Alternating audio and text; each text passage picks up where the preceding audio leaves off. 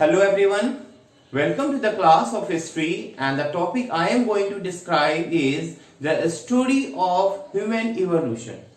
यानी कि इस चैप्टर में हम जानेंगे इंसान के अंदर बदलाव कैसे हुआ था। और जैसा कि हमने पिछली क्लास में पढ़ा था, जो चार्ल्स डार्विन के अनुसार जो है इंसान जो है वो पहले जानवर ही थे और बाद में उनके रूप में जो है वो चेंजेस आए थे। तो एक छोटा सा पिक्चर मैंने बनाया है, अच्छा तो नहीं है लेकिन आई थिंक आप इसको समझ पाएंगे। और अच्छे से देखने के लिए आप बुक का यूज कर सकते हैं। तो ये चार आप पिक्चर यहाँ पे देख रहे हो, ए बी सी डी, जिसको मैंने डिफाइन किया है। ए जो स्कल है ये एक्चुअली एप की है। जो एविडेंस जो खुदाई के दरमियान जो मिले हैं स्कल, तो उनकी कंपैरिजन की गई है, तुलना की गई है। तो उसमें अलग अलग चीज ये क्या पाया गया है, इनके जो जॉज हैं यानी कि जबड़े हैं ये अलग अलग हैं। ब्रेन की साइज भी आप देख सकते हैं अलग अलग देखने को मिल रहा है। तो यही था। तो पहला जो ए है वो है एप का है, ठीक है, जिसको हम लोग वानर बोलते हैं। दूसरा जो ये स्कल ये पाया गया ये है ऑस्ट्रेलोपैथिकस, यानी कि इंसान जैसा ही रूप लेकिन फीचर्स उनके जो है एप के थे, जानवर थे, इसी वजह से इनको ऑस्ट्रेलोपैथिकस कहा गया है। तीसरा जो है होमो इरेक्टस। होमो इरेक्टस का मतलब है कि अपराइट यानी कि सीधे खड़े होकर चलने वाले व्यक्ति। यानी कि पहले जो इंसान थे वो चार पैर पे चला करते थे, बाद में उनको थकान ज्यादा होती थी, चलने में काफी लंबे दूर वो जो है जर्नी वो कर नहीं पाते थे।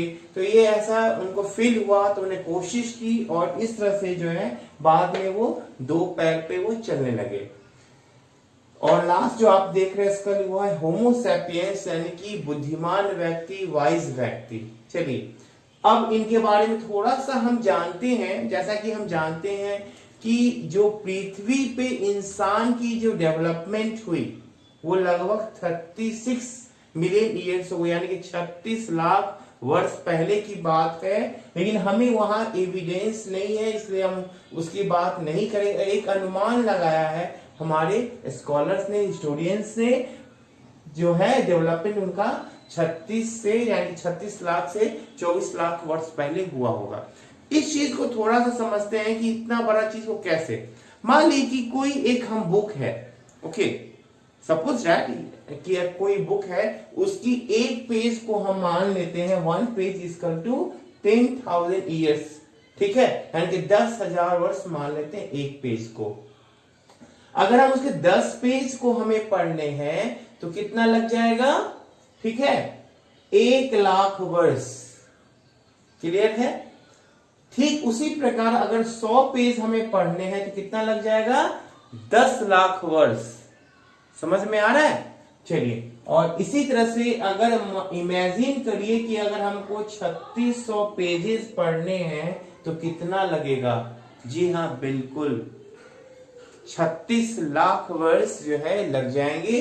तो इस तरह से एक एग्जांपल के तौर पे इसको समझाया गया है। ओके, तो 24 ईयर्स मिलियन ईयर्स वो जो है ये होमोनोइड्स जो है उसकी उत्पत्ति थी, और बाद में यही चीज जो है होमोनिड्स हो गए। और ये 5.6 मिलियन ईयर्स अगो जैसे इंसान की पहले होने की एविडेंस मिले हैं वो ईस्ट अफ्रीका में मिले हैं। कितने? 5 ईस्ट अफ्रीका में यहाँ पे स्कल मिले हैं, जिसके बारे में हम और आगे क्लास में चर्चा करेंगे। तो क्वेश्चन एक बहुत बड़ा इंपॉर्टेंट भी हो सकता है कि इंसान की सबसे पहले उत्पत्ति पूरे विश्व में कहाँ हुई थी। बिल्कुल आंसर है आपका अफ्रीका, ईस्ट अफ्रीका। यानी कि इंसान उसके बाद ही कहीं गए, पूरी दुनिया में जैसी जरूरत हुई वहां से इधर से उधर हो गए। क्योंकि जो भी फोसिल्स मिले हैं, जो स्कल मिले हैं, उसकी जब जांच की गई है तो सबसे पुराना जो स्कल है वो अफ्रीका का ही है, उसके बाद के वो है। तो इससे प्रूफ होता है कि अफ्रीका में ही उनकी पहले उत्पत्ति हुई थी। ठीक है, अब चलिए थोड़ा सा अंतर हम समझते हैं। तो पहले इंसान क्या थे, होमोनॉइड्स थे, ठीक है, और बाद में होमोनिड्स। तो इन दोनों में क्या अंतर था। तो होमोनॉइड्स जो है इनके क्या थी, छोटे ब्रेन थी, जबकि इनके लार्जर ब्रेन, यानी कि लार्जर ब्रेन का मतलब है कि ज्यादा दिमाग वाला व्यक्ति ज्यादा सोच समझ सकता था।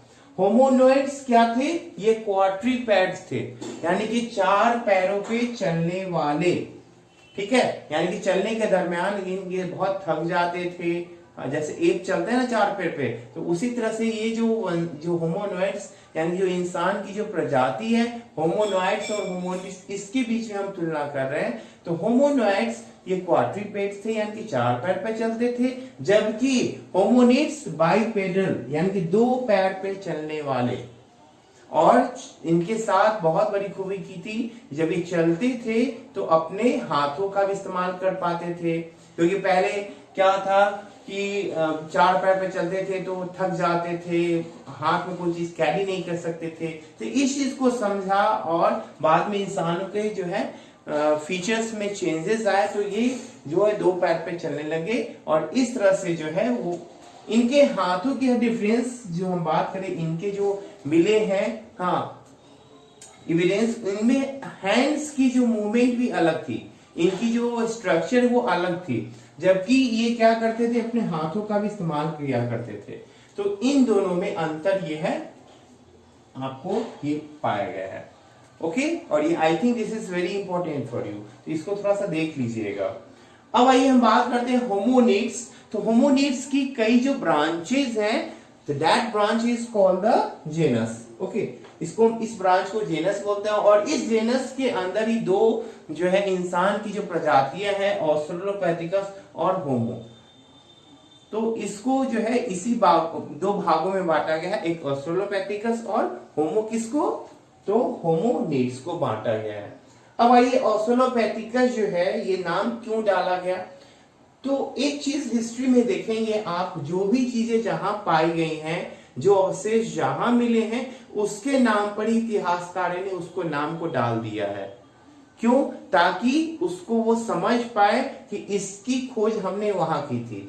तो ऑस्ट्रेलोपैथिकस है, ये लैटिन शब्द है। ओके, और ये 2 शब्दों से बना है, लैटिन वर्ड है ऑस्ट्रल यानी कि साउदर्न, और ग्रीक, और पिथेकस का मतलब होता है एक। अब ये नाम इन्होंने क्यों दे दिया?